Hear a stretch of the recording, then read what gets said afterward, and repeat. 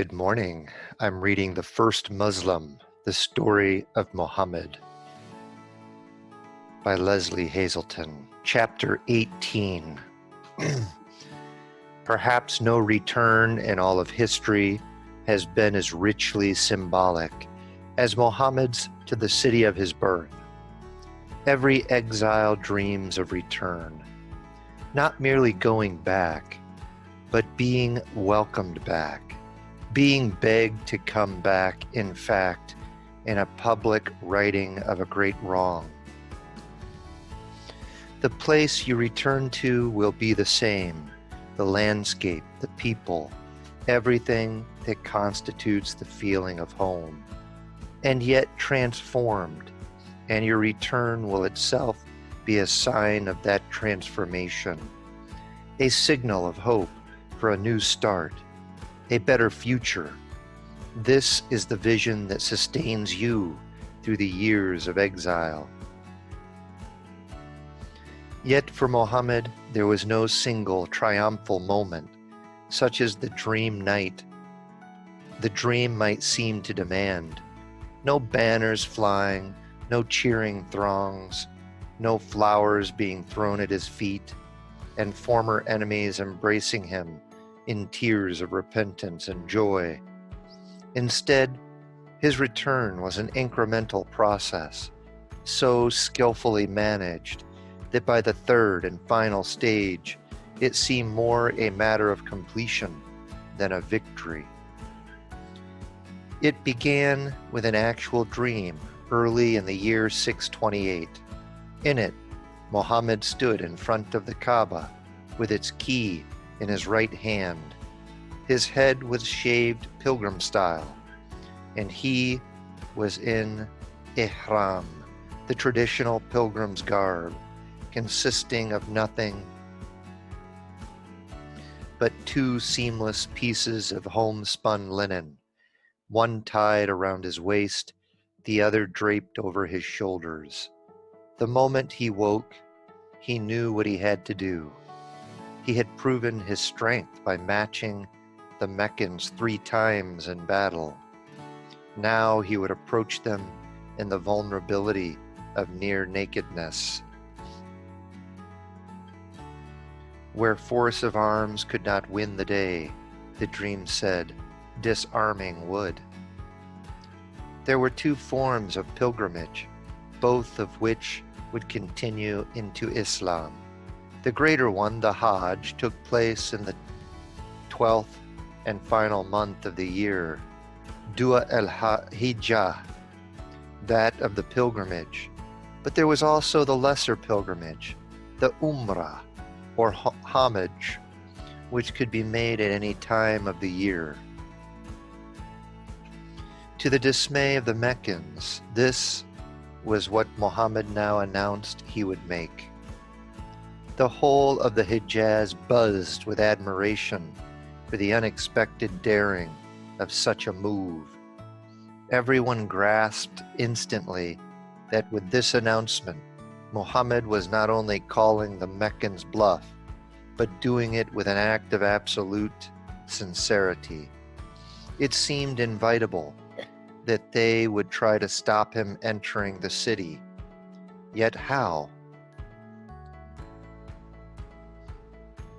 As the self-declared guardians of the sanctuary, their whole reputation rested on guaranteeing the right of pilgrimage to all who wished. To turn away pilgrims was unthinkable. It would be a major dereliction of their public responsibility, placing in jeopardy their vaunted right to guardianship. And besides, exactly how could they turn Muhammad away? Any armed attack on half-naked pilgrims would be to shed the blood of those they were sworn to protect, defiling the whole idea of sanctuary. But simply declaring his intentions to perform this basic act of piety, Muhammad had placed the Meccans in a double bind of their own making. 700 men made the 10-day journey with him. traveling in conspicuously peaceful array.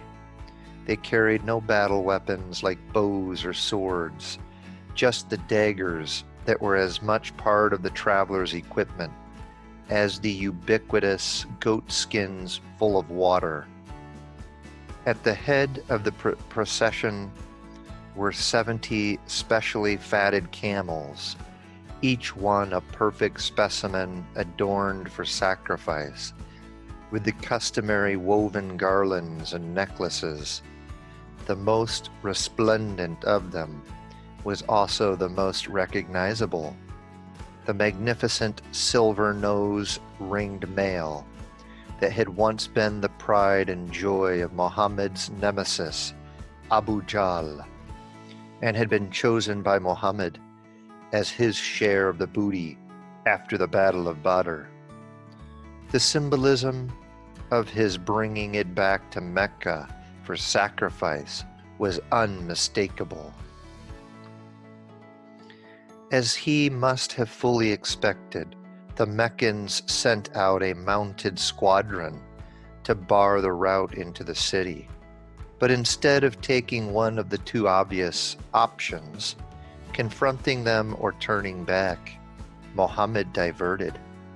He led his followers overnight on a rough and rugged path among canyons where horses couldn't follow, and then down into lower ground at Hudaybiyah, a few miles north of Mecca, where a single large acacia tree shaded a winter pool. They reached it before dawn and lit fires, knowing that the smoke would announce where they were. They had nothing to hide, after all. They were pilgrims, come in peace, not in enmity.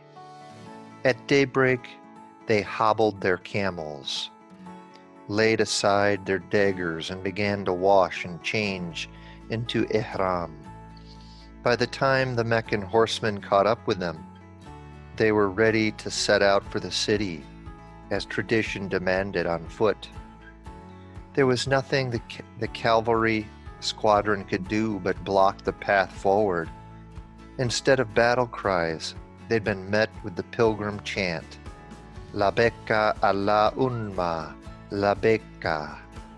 Here I am, O God of all people, here I am. Instead of a declaration of war, it was a declaration of faith by a mass of men who were unarmed. Unresisting and unmoving, they would stay right here, Muhammad declared, for however long they had to until the Meccans allowed them to proceed into the city. All they wanted was to complete the pilgrimage in peace. Yet the peacefulness was itself the challenge. The squadron commander sent riders back into the city to ask how he should proceed, and Abu Sufyan called an emergency meeting of the Meccan council. But they were effectively stymied, damned if they let Muhammad in, and damned if they didn't. Their dilemma was made all the worse when their own Bedouin allies took Muhammad's side. Not on these terms did we ally ourselves with you, one chieftain told them, that you should turn away those who have come to do honor to the house of God. Either leave Muhammad free to do what he came to do, or we will leave you, taking every last one of our men. Depending on your point of view, this had developed into the equivalent of either a sit-in or a lockout. Something had to give, and by now Abu Sufyan must have known that it would not be Muhammad. The only way to break this impasse was through negotiation. So over the next few days, high-level envoys rode back and forth between the city and Hudaybiyah, some openly, others less so, as they tried to persuade one faction or another of Muhammad's followers to turn back. Muhammad countered by calling for a renewed pledge of allegiance from all those with him. One by one they came up to him, as he sat beneath the acacia tree, grasped his hand and held it close, forearms against forearm. They solemnly renewed their oaths of loyalty, swearing to obey Muhammad as the messenger of God. The ceremony made a deep impression on one of the Meccan envoys. "By God," he reported back, "if Muhammad coughs up a bit of phlegm and a speck of it falls on one of them, he rubs his face with it. If he gives them an order, they vie to be the first to carry out. If he performs ablutions, they almost fight over water he used. If they speak in his presence, they lower their voices out of respect for him. What he proposes makes sense, and we should accept it." So it seemed, but then they would be seen as capitulating to Muhammad, and that was out of the question. But Abu Sufyan and Muhammad needed to save face, and each recognized the other's need. But while Muhammad certainly knew this all along, he could also see that many of his followers did not. That was why he'd called for the renewed vow of obedience under the acacia tree. He needed to be sure that whatever the outcome, his men would accept it. But even that assurance would now be severely tested. On the face of it, the agreement he hammered out with the Meccan council seemed to concede the day, known as the Truce of Hudaybiyah. It stipulated that there was to be no armed confrontation between Mecca and Medina for the next 10 years, and that all Medinan raids on Meccan caravans were to stop. In the meantime, any tribe wishing to ally themselves with either party was free to do so.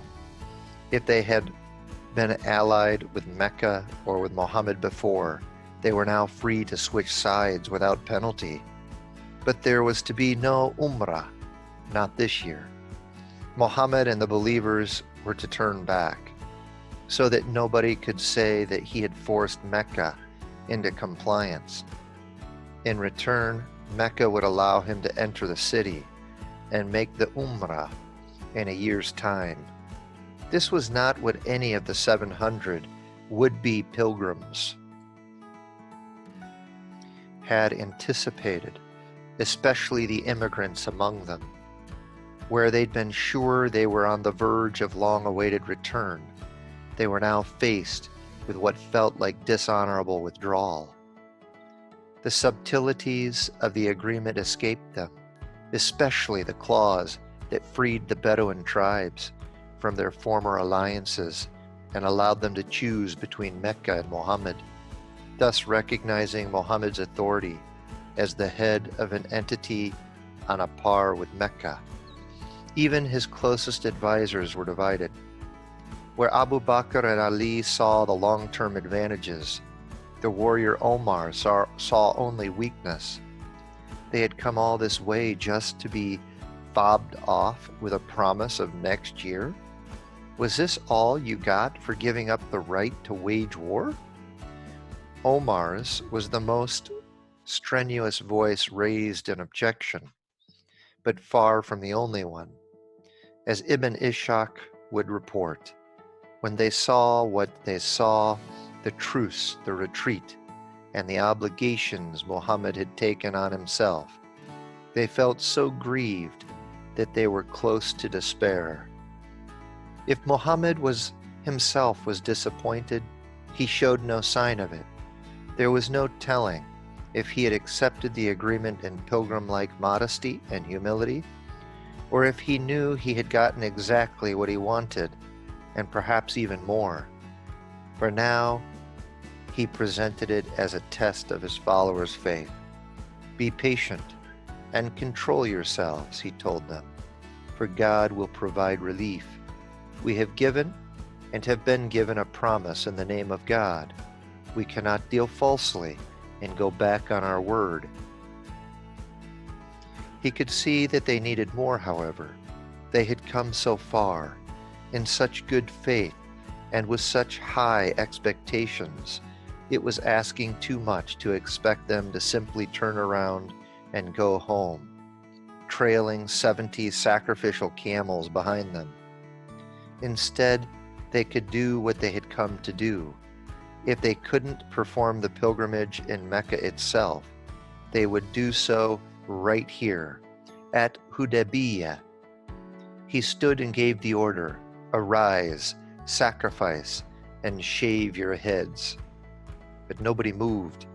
Surely they'd misheard. How could they perform the rituals anywhere but at the sanctuary of the Kaaba?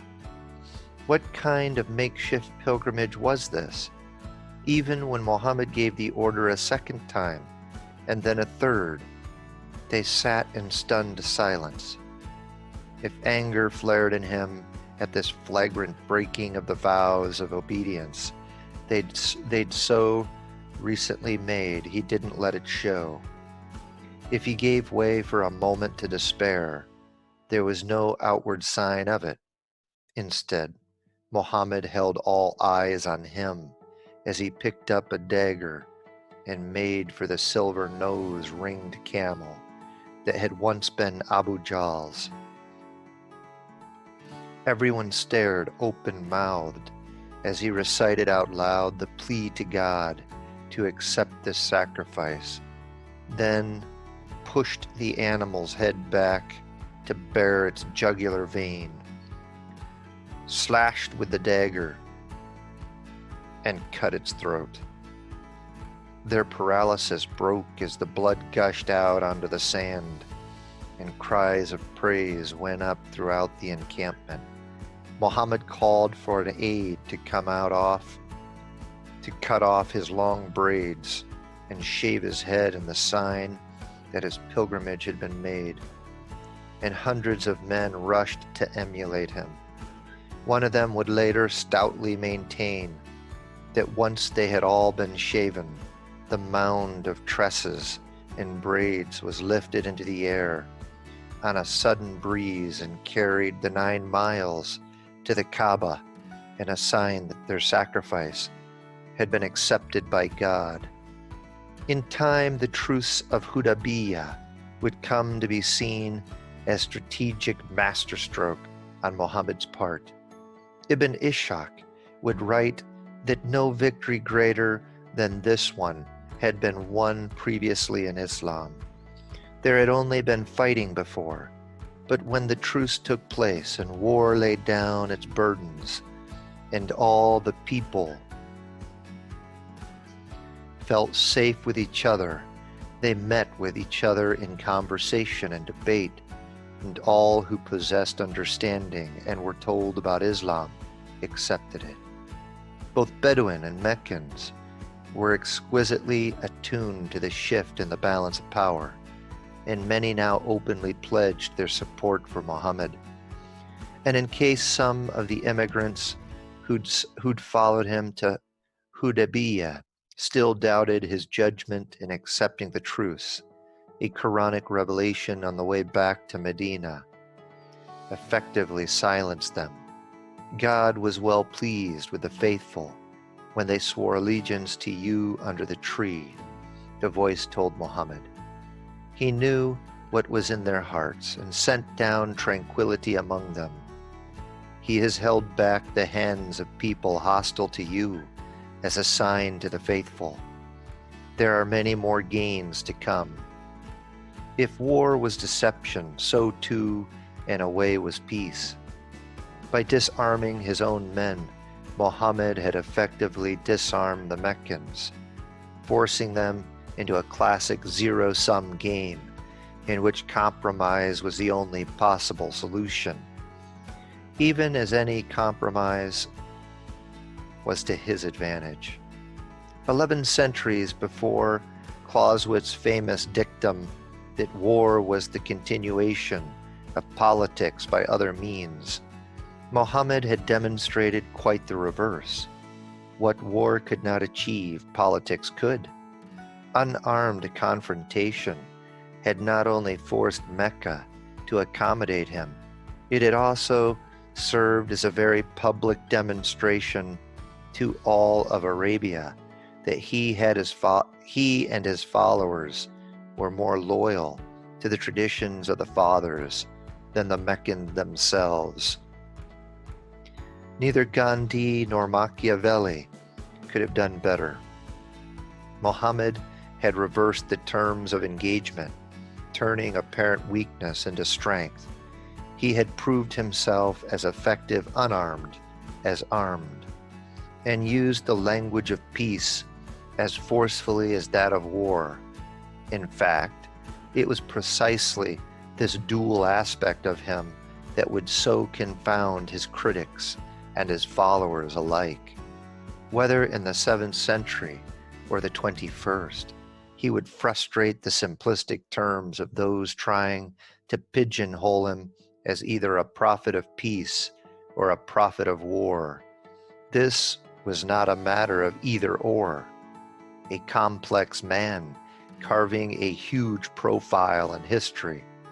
His vision went beyond seemingly irreconcilable opposites. He had allowed himself to be turned away from Mecca in the full knowledge that he had in fact completed the first stage of his return.